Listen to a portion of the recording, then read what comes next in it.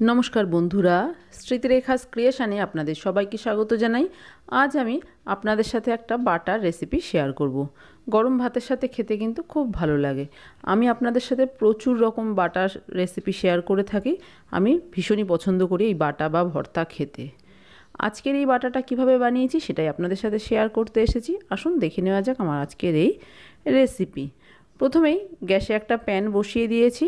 প্যানের মধ্যে তেল বা জল কিছুই দেব না, দিয়ে দিচ্ছি পটলগুলোর গায়ের খোসাটা ফেলে দিইনি, এমনি ছুরি দিয়ে একটু আঁচড়ে নিয়েছি আর এরকম ছোট ছোট টুকরো করে কেটে ধুয়ে জল ঝরিয়ে নিয়েছি।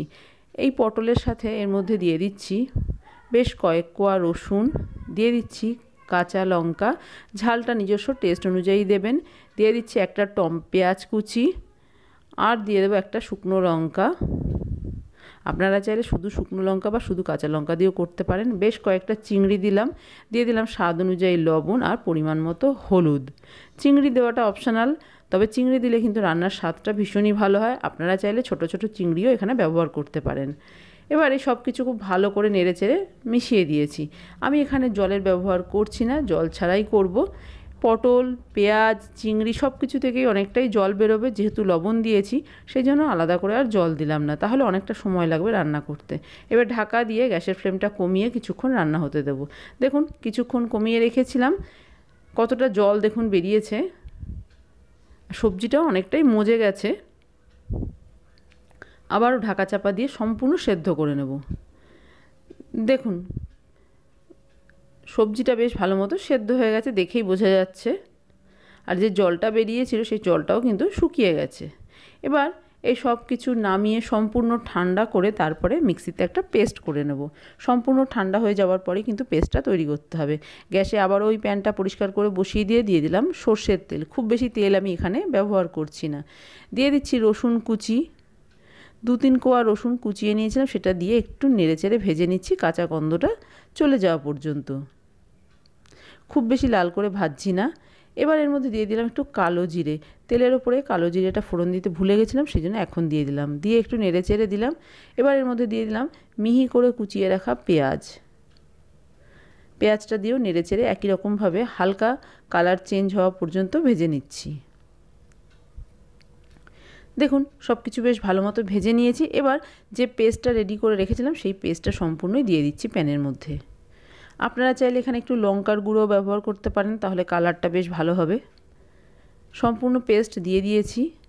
লবণ তো দেওয়াই আছে, আগে হলুদও দেওয়া আছে, যদি প্রয়োজন হয় তাহলে পরে আবার দেব। খুব ভালো করে নেড়ে চেড়ে এবার রান্নাটা করে নিতে হবে। আর গ্যাসের ফ্লেমটা আমি এই সময় মিডিয়ামে রেখেছি। দিয়ে দিলাম একটু চিনি দিলে যে কোনো বাটা বা ভর্তা কিন্তু খেতে বেশ ভালো লাগে। চিনি দিয়ে আবারও নেড়ে চেড়ে একদম শুকনো করে নেব ওই মিশ্রণটা। দেখুন শুকনো হয়ে গেছে, প্যানের গা প্রায় ছেড়ে দিয়েছে। আর লবণ মিষ্টি চেক করে দেখিয়ে নিয়েছি, একদম ঠিকঠাক আছে। ভালো করে নেড়েচেড়ে আরও একটু শুকিয়ে নিচ্ছি।